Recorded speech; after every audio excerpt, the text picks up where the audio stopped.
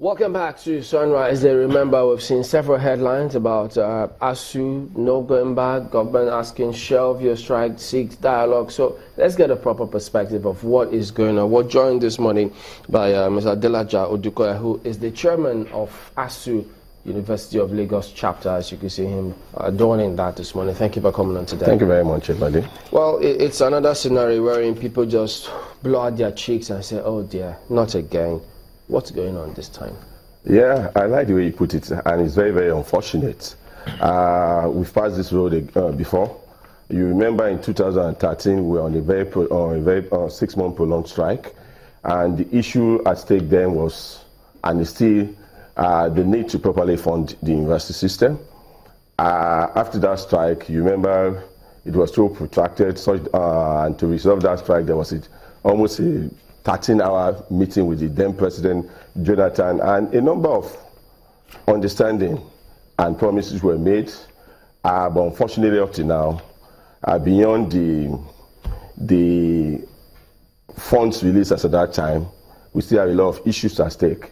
First, as of today, over 800 billion are outstanding funds to be paid to the university system to make our university globally competitive. Two, we have what we call the PENCO, that is the University Pension Administration. The whole idea is to say, given their experience with the police pension and the pension administration in this country, the union is now actually too comfortable leaving its fate to people in the market out there. All right, well, we'll come back and let you explain further on that 800 billion and the PENCO. Join us again.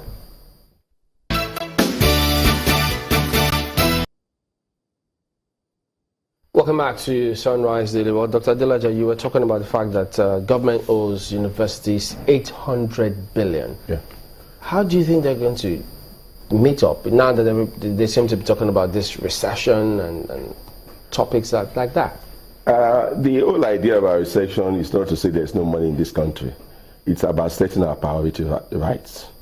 Not too long, I think in the newspaper today, the newspaper was awash with news about the House of Reps taking delivery of luxurious vehicle, cars and things like that. I think so. The money is there, and for goodness sake, you see, even when you look at the economics of it, the fact that the naira has been devalued, with the forex we have, there's much more naira with the government. But what we are even saying is that the government should set its priority right. These are even not fund or money that is just coming from nowhere. These are products of agreement way back 2013.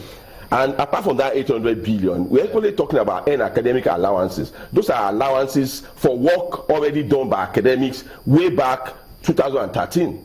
And it has not been paid. We equally have the issue of NUPENCO.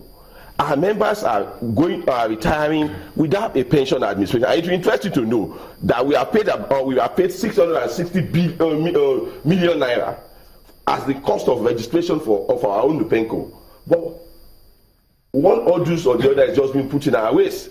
And we have a situation that members are retiring without any pension to go with. Talk us through this non-release of subvention to state universities by their visitors, because your strike is on the part of the federal government. Okay, let me explain that.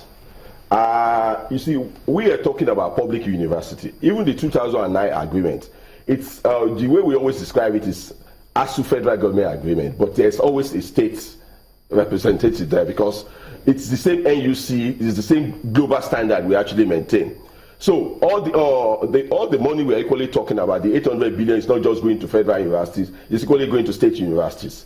So does that mean that if you have an agreement with the federal government, do the states implement the same kind of agreement? Yes. What happens is that when they set up their negotiating team, the state is equally represented because it's the same NUC that regulates. And the states are bound by Yes, the states are.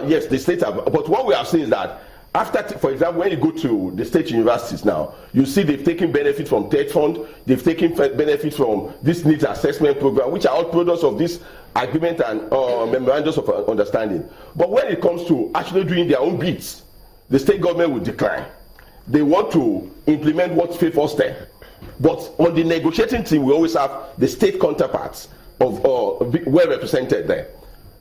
So that's the situation. So on this thing, what we see is that rather than even funding existing universities, state governments are busy, or they have turned universities, the establishment of university, to constituency projects. For example, look at Edo State now.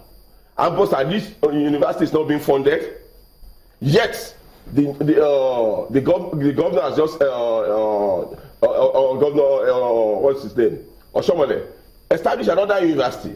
Ogun State has 2 universities. In the last 13 months, they have not been funded. Oyo State, the same thing. That's why you have crisis in Lautech and Osun State University. All over, state government are not releasing funds. As a matter of fact, the template is that it's a situation that they want students' fees to be internally generated revenue, the only basis of funding this university. And that's putting so much burden on students and the commercialization of education in this country. You know, if you look at all of this, it looks like this is all about agreements since 2013. Yes. I want us to look at the 800 billion naira, because it is mind-boggling when you say 800 billion. Yes. How did we arrive at that? Thank you very much. Is it an arrears of what the government owes? The university system. Okay, what actually happened is that, you see, ASUU has been in the forefront of agitating that the university system is in decay. We have infrastructural decay and a lot of other this thing. Our universities, of course, we have complained that they are not globally competitive. In 2012, the federal government, based on this agitation, set up what we call the Need Assessment Committee that went around all the public universities in the country.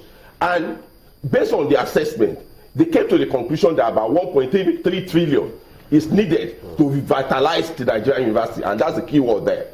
So after our strike, some part of this fund were released to public university, both states and federal.